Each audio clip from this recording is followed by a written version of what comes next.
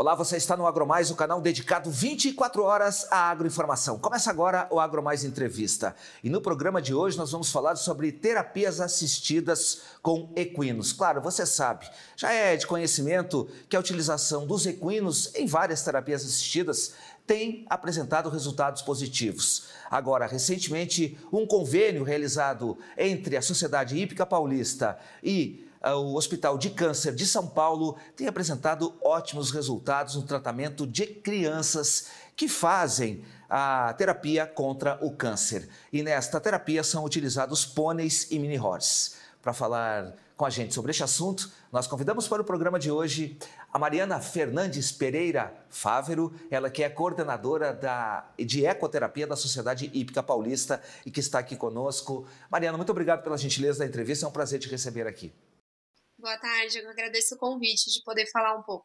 Imagina, o prazer é todo nosso. Também conosco a Maísa Franco, ela que é médica veterinária e que também está aqui conosco para falar sobre os cuidados com esse animalzinho, que quando a gente olha assim, ele parece muito um cavalinho, né? Mas a gente vai saber se de fato existe alguma diferença genética.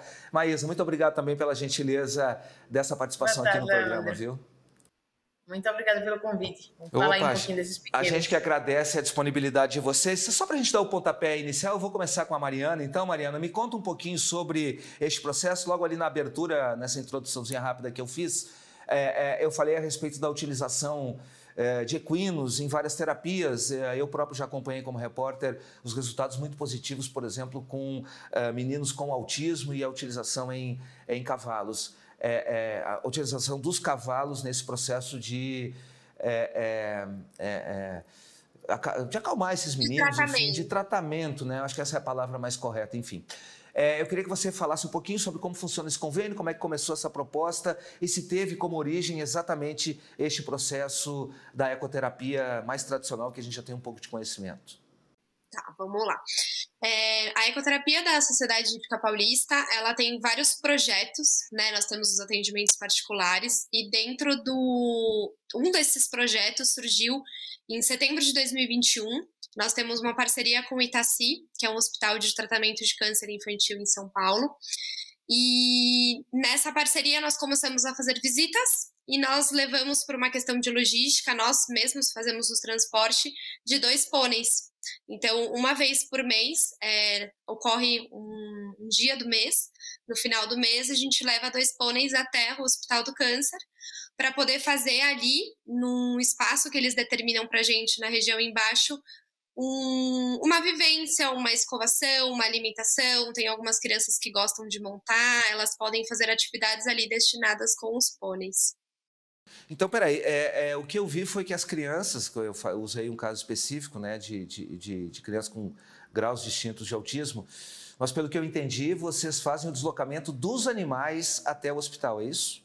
Isso, nós fazemos o deslocamento, nós temos o Centro de Ecoterapia dentro da Hípica Paulista, que faz o atendimento de crianças com deficiência, então autismo, paralisia cerebral, síndrome de Down, entre outros, e nós temos esse projeto que leva 2 pôneis uma vez por mês ao hospital. Então, nós vamos até onde essas crianças estão internadas, nós trazemos um pouco, a proposta é exatamente essa, quebrar a rotina hospitalar, quebrar um pouco do que aquelas crianças estão vivendo, porque elas estão em tratamento, né? Então, ou elas vão fazer um processo de cirurgia, ou elas estão em processo de quimioterapia, radioterapia. Então, a gente leva dentro daquela realidade hospitalar 2 animais para que eles consigam ali fazer o dia diferente daquelas crianças. A gente já volta para fazer essa abordagem, Mariana. Eu queria ver com a Maísa. Então, Maísa, esse deslocamento feito em uma cidade de grande porte como São Paulo, com trânsito muito intenso, né? O que isso implica, por exemplo, no transporte desses animaizinhos? De certa forma, o transporte ele vai gerar um certo nível de estresse, né, para qualquer animal. Acho que a gente tem uma facilidade com relação aos pôneis, por questão do tamanho. Então, acaba que você consegue... Eu não sei qual é o tipo de transporte, mas seja ele qual for, eu acho que o tamanho deles, o porte deles, ajuda um pouco a um ambiente mais confortável, né? Levam 2 animais, então existe uma companhia aí para o animal não tá só, já facilita um pouco. Mas quando o animal tem um bom manejo e ele acostuma com a rotina, depois de um certo período, é mínimo, digamos assim, o estresse que ele vai passar. É um estresse mais, porque querendo ou não, você vai estar no trânsito, tem uma buzina, tem uma coisa do tipo, mas depois de um tempo eles acabam acostumando. Então, eu acho que depois de um certo período eles adaptam bem. O cuidado é aquele cuidado tradicional que você tem com qualquer equino?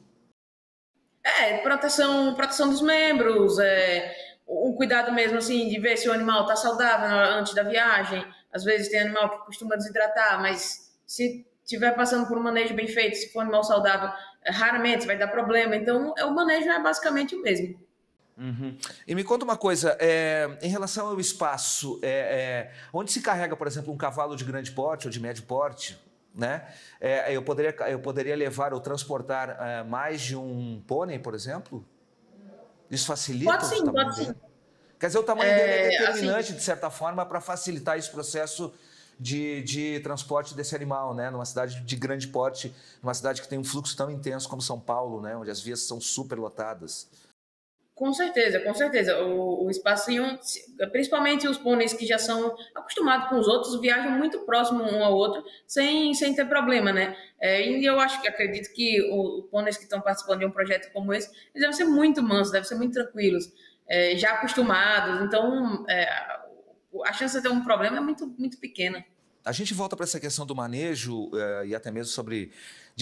Deixa eu continuar, só fazer mais uma pergunta para a Maísa. Maísa, eu acho que todo mundo deve estar se perguntando qual a diferença entre um pônei e um mini horse. Fala para a gente aqui. A diferença é mais de nomenclatura, né? Existem associações do pônei, do mini horse, é mais uma parte aí de nomenclatura mesmo. Todo mini horse ele é um pônei, nem todo pônei ele é um mini horse. Então seria basicamente por aí a diferença.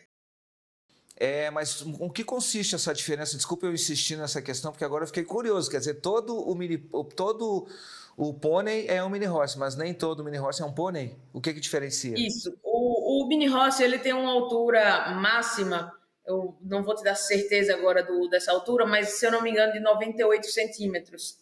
E o pônei ele pode chegar até 1,40 m, mais ou menos por aí. Então, o mini horse seria a classe, quase a menor classe dos pôneis, mas tem pôneis que são maiores do que essa altura aí que o mini horse permite. A principal diferença seria essa, mas geneticamente falando, é um cavalo de pequeno porte. Cavalo de pequeno porte, né? A gente já volta para essa questão aí do manejo, sobre questões, cuidados que você tem que ter efetivamente com esse animalzinho, mas deixa eu voltar ali para a Mariana. Mariana, como é que foi esse processo? Quer dizer, como é que despertou, de repente, esse olhar? Você me disse, claro, naturalmente, os bons resultados que você tinha em outras terapias assistidas, isso deve ter despertar também o interesse para a utilização ou para esse contato entre as crianças e esses equinos, né? Mas como é que foi? Teve algum fator que de alguma maneira startou o processo todo? Isso, o fato de levar pôneis ou cavalos em hospitais, isso acontece muito fora do Brasil, né? Nos Estados Unidos isso é muito comum.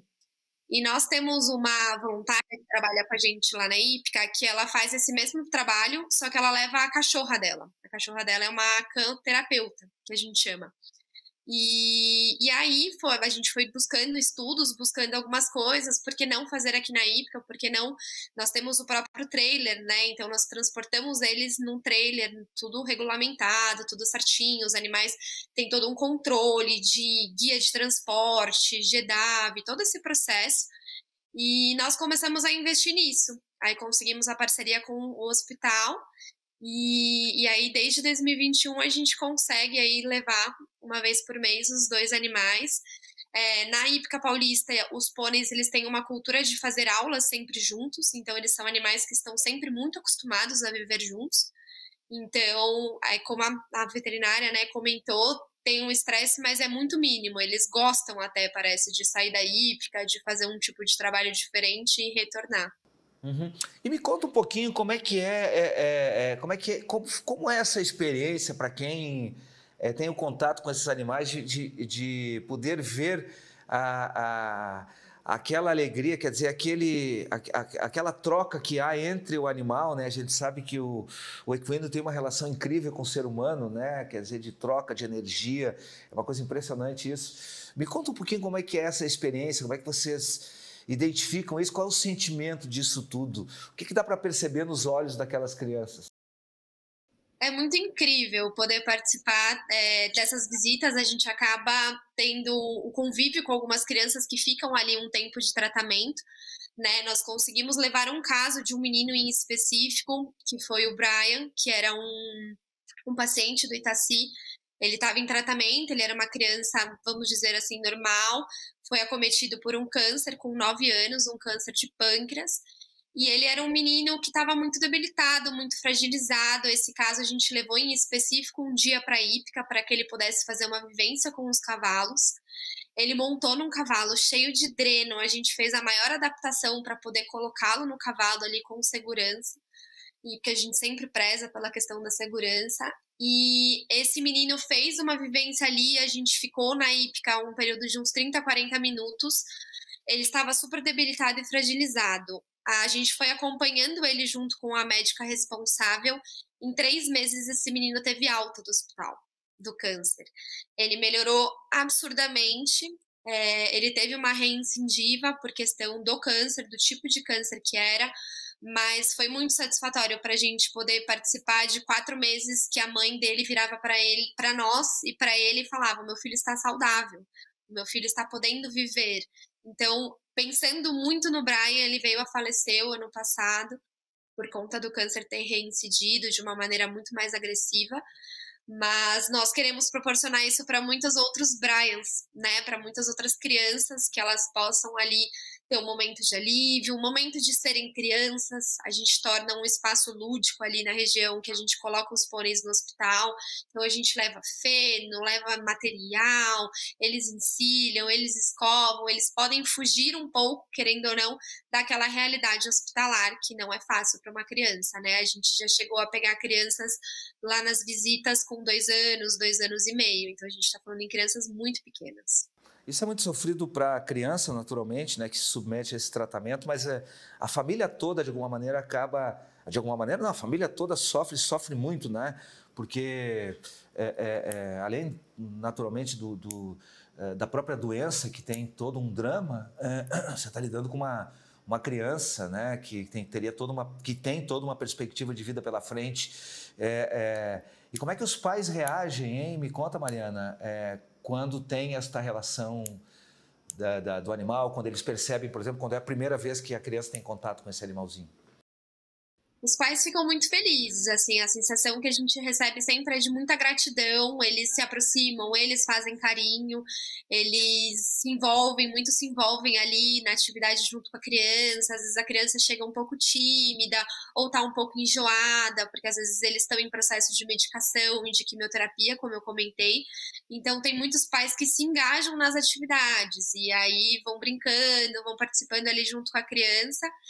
E eles falam muito, o relato que a gente mais tem é: nossa, obrigada, vocês trouxeram uma alegria para o nosso dia, vocês, como você comentou, tem pessoas que vêm de fora procurar um tratamento em São Paulo, né? O Itaci é o único hospital da região, se não me engano, não sei se de São Paulo ou do Brasil, que faz o transplante de medula óssea. Então, às vezes tem crianças que estão lá, que vêm de muito longe, que estão fora da casa delas, estão fora do contexto delas, né? Tanto de segurança quanto de conforto, passando por uma situação muito delicada. Então, os pôneis, eles vêm muito trazer esse conforto, esse carinho, esse aconchego. Eles se aproximam de várias crianças, às vezes a gente deixa eles um pouquinho mais livres para eles também se aproximarem. Então, eles vão chegando, vão mobilizando ali aquela família e aquela criança que está ali. Legal. A gente vai fazer um intervalo rapidinho e volta já já, tá bom? Não saia daí, a gente volta já.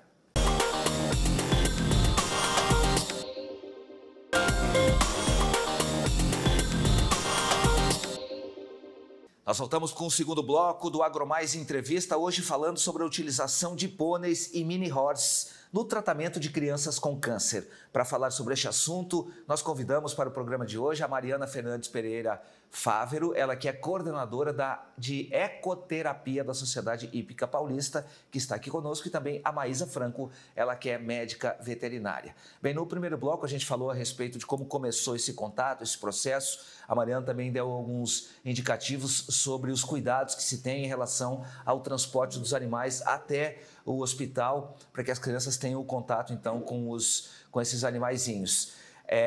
A gente está falando, evidentemente, de uma cidade de grande porte, onde as vias são super abarrotadas, onde o trânsito é muito intenso, onde o barulho também é bastante significativo, mas a Mariana disse que a Maísa, desculpa, disse que com o tempo, Maísa, eles vão se habituando a esse processo. Existe alguma raça específica que ela é mais afeita para esse tipo de atividade e outra, por exemplo, mais afeita para outro tipo de atividade, como a gente tem, por exemplo, tradicionalmente nos equinos de grande porte? Você fala para ecoterapia? Para ecoterapia, exatamente. Eu diria que qualquer raça que você consiga ter um animal manso, né? Um animal que tenha um temperamento que possa estar trabalhando aí, seja com criança, seja com adulto, né? Eu não tenho muita experiência com ecoterapia em crianças, mas aqui na cidade que eu trabalho no Lagar Sergipe, tem um centro de ecoterapia que vai muito adulto. E eu vejo que lá, a gente aqui do Aras, a gente faz alguns auxílios lá no pessoal, a gente já doou o cavalo também, e independe muito da raça, vai mais de temperamento. O animal ele tem que ter um temperamento que ele possa tá ali para, eu diria que até fazer uma amizade com a pessoa que está fazendo o tratamento, né? Então a gente já teve quarto de milha, cavalo sem raça, animal sem raça definida, Petit Rossi, Appaloosa, são raças que geralmente têm um temperamento mais razoável que você pode tá treinando aí para estar trabalhando nesse tipo de projeto. Nós estamos falando especificamente da utilização desses animais, né, na ecoterapia, né? Agora, eu poderia utilizar os pôneis e os mini-horses, por exemplo, para outro tipo de atividade? E quais as atividades mais tradicionais no uso desse animal nas propriedades, ô Maísa? Eles são bem tem uma diversidade grande de utilização deles, né? O principal hoje que eu vejo na raça é pista, né? Competição de prova morfológica. Mas você tem aí o pônei que pode ser montado, você tem um pônei que puxa charrete, você tem um pônei que ele só é o amiguinho das crianças. Onde eu trabalho, por exemplo, tem os netos do patrão gostam do pônei e vêm só para ver, só para fazer carinho, só para estar perto mesmo. Mas o uso para montaria que eu vejo assim para criança é bem grande também. Ô Mariana, quantos quilos um pônei poderia transportar? Quer dizer, ele é um animal resistente?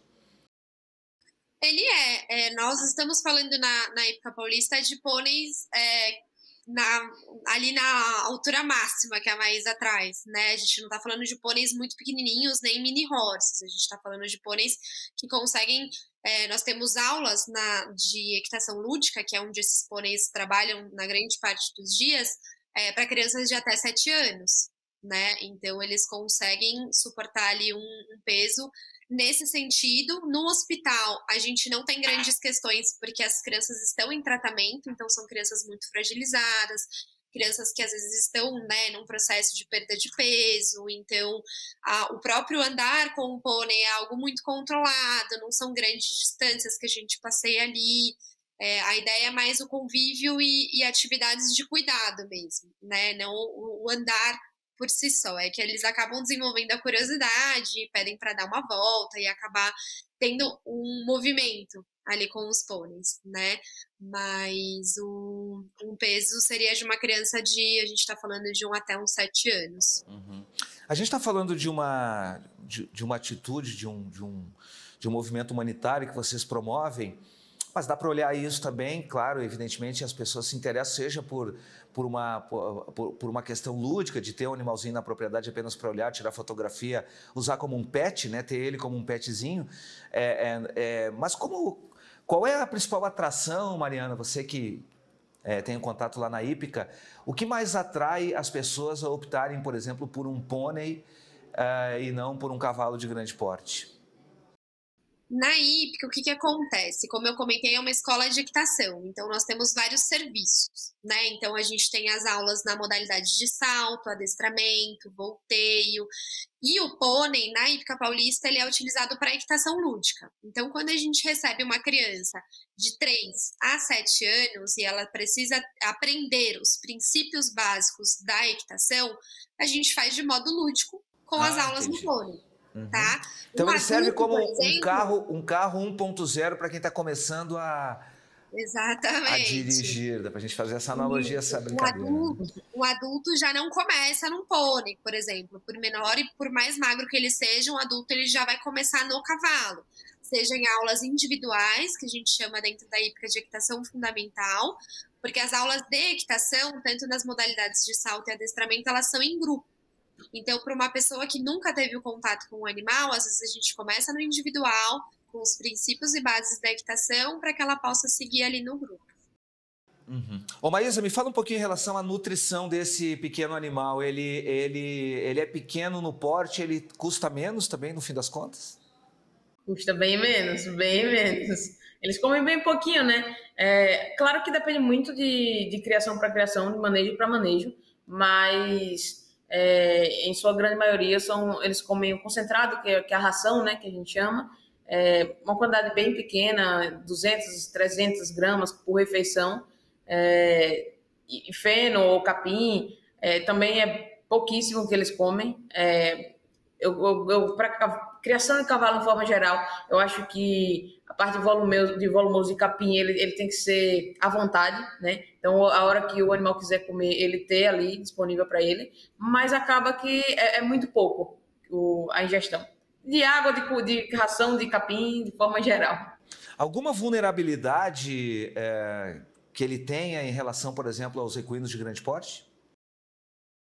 Eu vejo que a parte de casqueamento deles tem que ser bem feita, senão geralmente costumam, principalmente os pequenininhos, os mini Rossi, né, eles podem ter um desvio de aprumo, que pode vir a complicar um pouco mais, né, quando eles vão ficando mais adultos.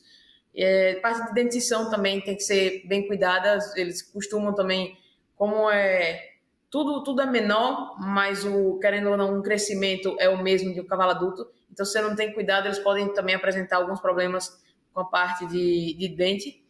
E acho que o principal problema que eles podem apresentar aí é a parte de parto, né? Eles, como são muito pequenininhos, o canal para sair o potro é muito pequenininho, então eles costumam dar alguns probleminhas aí na hora do parto. Em média, eu diria que esses três... Em média, num percentual maior do que os animais de grande porte. Muito maior, muito maior. Deixa eu te perguntar uma coisa, Mariana, você que lida com esses animais lá, em relação, por exemplo, à força de trabalho, as pessoas que lidam com esse animal, há alguma especificidade, alguma especialização, algo diferente no trato? Eu falo em relação ao tratador, né? No que diz respeito ao animal? Sim, a hípica, ela tem investido, agora no começo do ano a gente passou por uma reciclagem da Universidade do Cavalo e profissionais da Universidade do Cavalo foram treinar os tratadores, né, porque a gente está falando não só da ecoterapia, mas da escola de equitação, e se nós falarmos de Sociedade Hípica Paulista de um modo geral, a gente está falando de mais de 400 animais dentro de uma propriedade de São Paulo. Então, são muitos animais, né? Então, nós passamos tem uma veterinária responsável pela Vila Hípica, que é a parte dos associados do clube, tem a veterinária responsável pela escola de equitação, que faz toda essa parte de manejo e cuidado dos animais diariamente. Nós temos também os tratadores, que são treinados e qualificados ali. Então, na hípica a gente tem, na verdade, tudo. Toda essa parte de ferrageamento, ela é da hípica, existe dentro da própria hípica. Ela tem a estação de ferrageamento. E toda essa parte de manejo e cuidado é feito lá. Quer dizer que, de alguma maneira, você precisa especializar o tratador para aquele animalzinho de pequeno porte que vai exigir, de alguma maneira, um cuidado maior. Como a Maísa falou, por exemplo, a questão do casco dele exige um pouco mais de atenção, a questão da dentição dele também, né? Em razão da configuração genética, essas coisas. Isso tudo, como você própria falou, passa por um tratamento, porque precisa ter um pouquinho de olho clínico também para perceber isso, né?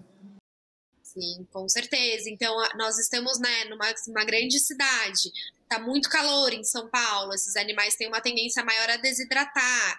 Do nada, esfriou 10 graus, a gente teve uma queda brusca de temperatura. Alguns animais colocam capa, precisam de capa, alguns sentem menos. Então, todo esse manejo, ele é algo diário, né? Desde o tratador, a veterinária, os responsáveis técnicos, a gente toma todo esse cuidado com os animais, porque, como ela comentou, eles são animais mais delicados. Não que o cavalo também não seja, os cavalos também sofrem um pouco com essa queda brusca de temperatura. Quando está muito calor, às vezes tem uma tendência um pouco maior a ter um desconforto gastrointestinal. Então, tudo isso a gente tem que estar sempre bem atento. Mas a gente está encaminhando aqui para o finalzinho do nosso programa, mas eu não posso deixar de te perguntar o seguinte: muitas pessoas podem fazer o cruzamento na propriedade sem o acompanhamento técnico, por exemplo. Isso tem algum problema? Poderia impactar em algum prejuízo para esse animal ou para o potro que vem aí? Não, eu diria que o processo de fazer a reprodução em si, o ideal é que seja acompanhado, né? Mas muitos criadores eles já têm uma certa noção e fazem aí essa parte do início da parte reprodutiva. Não haveria problema de cruzar, de repente, um pônei um pouquinho maior com o mini horse, por exemplo, e isso dificultar mais, de repente, o nascimento, o parto do potrinho? Sim. E esse é um dos principais problemas que se tem. Os potros que nascem de cruzamentos como esse são geralmente os que dão problema, e é isso que eu acho. O importante é você ter um acompanhamento durante a gestação desses animais, para que quando esteja próximo do parto, você tenha ali um veterinário próximo que possa fazer um atendimento no caso de uma emergência. Maravilha. Sempre é bom ter um técnico por perto, um médico veterinário, exatamente quando se trata da questão de criação de animais. Mariana, Maísa, eu agradeço demais a gentileza da entrevista. Infelizmente, o nosso tempo já está esgotado. Foi um assunto muito interessante, porque a lei humanitária ele abre também possibilidades para que se possa enxergar essa atividade como uma atividade que traga resultados, né? Porque ela pode trazer resultados econômicos, mas também o que a gente tratou hoje aqui, os resultados humanitários, que são realmente incríveis, como vocês trouxeram para a gente aqui. Muito obrigado pela gentileza da entrevista, Mariana. Foi um prazer ter te recebido, viu? Eu que agradeço a oportunidade. Se vocês quiserem conhecer, estão convidados aí um dia com a gente lá no hospital para poder ver um pouquinho. Vamos ter o maior prazer em ir lá, sim, com certeza vamos marcar. Maísa, obrigado também pela gentileza, foi um prazer ter te recebido aqui no nosso programa, viu? Muito obrigada, Leandro. E Mariana, parabéns aí pelo projeto. É excepcional ver esse tipo de projeto aí dando sucesso. Parabéns. Obrigada. Mesmo. E para você que esteve conosco, muito obrigado pela atenção, pelo carinho, e a gente se vê. Até mais. Tchau, tchau.